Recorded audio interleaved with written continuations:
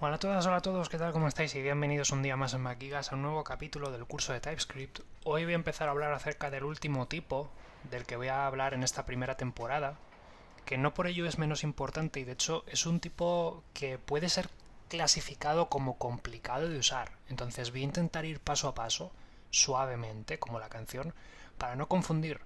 Aún así, yo os pido que tengáis paciencia cuando estéis siguiendo este vídeo y los que voy a dedicarle a genéricos en primer lugar, que es el tipo del que vamos a hablar a partir de hoy, y que practiquéis bastante, pues mismamente en vuestro playbook y experimentando un poquito si os apetece, y yendo paso a paso, ¿vale? Evitando ver un concepto nuevo si no lo habéis pillado el anterior, porque al fin y al cabo esto lo que vamos a empezar a levantar ahora es una especie de castillo y no sirve de nada poner una pieza encima de otra si la de abajo no está bien colocada.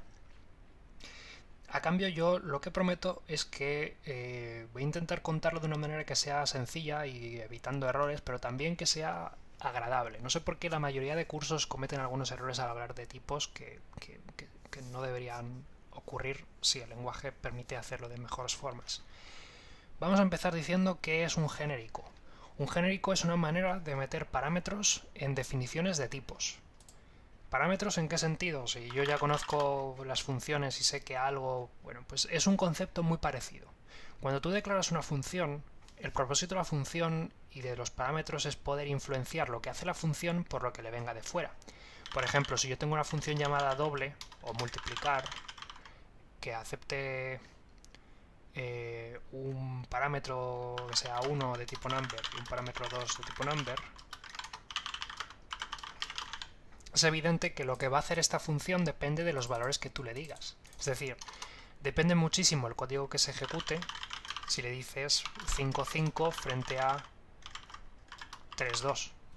Eso, hombre, tampoco parece que se influencie mucho. Vale, imagínate que es un poco más compleja y que si el 2 es mayor que 5, pues haces una llamada de red para decirle a un sistema de analíticas, yo qué sé, ¿vale? Lo puedes complicar, entonces ya empiezas a influenciar mucho tu función en función de lo que venga de fuera.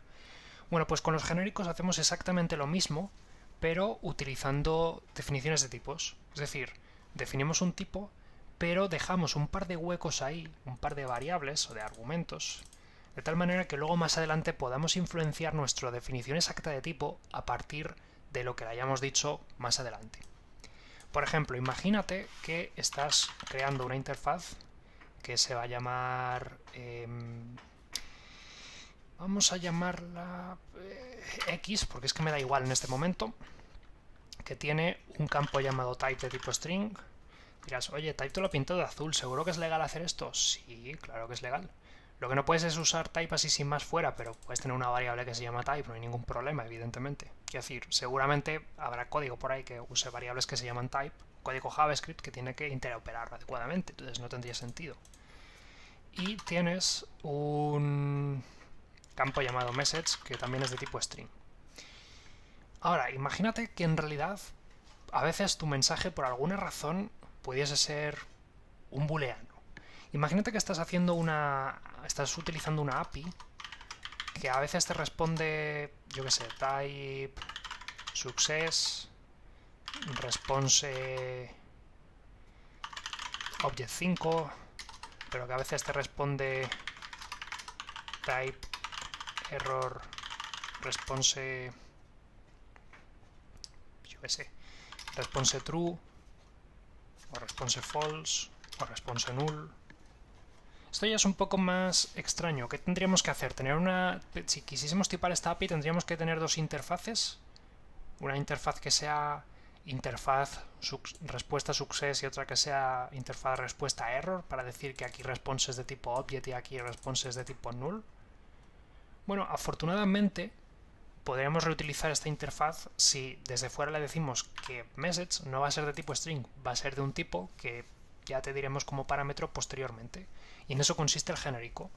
Lo haríamos utilizando los símbolos mayor que menor que junto a el nombre de mi interfaz y poniendo una variable o un argumento que sea, por ejemplo, t. Ya os diré por qué T es un nombre pésimo para genéricos y aquí es donde fallan todos los cursos de TypeScript, pero por el momento lo voy a llamar T.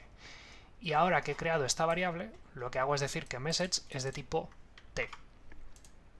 Entonces, a partir de ahora, cuando yo utilice mi interfaz X, por ejemplo, vamos a llamar respuesta por darle un valor bueno, voy a tener que decir que respuesta es una respuesta, y no solo eso, sino que voy a tener que decir qué equivale a T.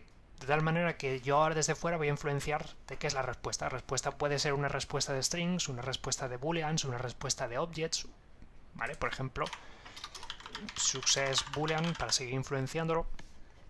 Y ahora te digo, pues mira, tienes un message que es de tipo T, tal, pero tienes que decirme qué es la T cuando lo vayas a utilizar. Por ejemplo, yo no puedo, así sin más, tener algo de tipo respuesta.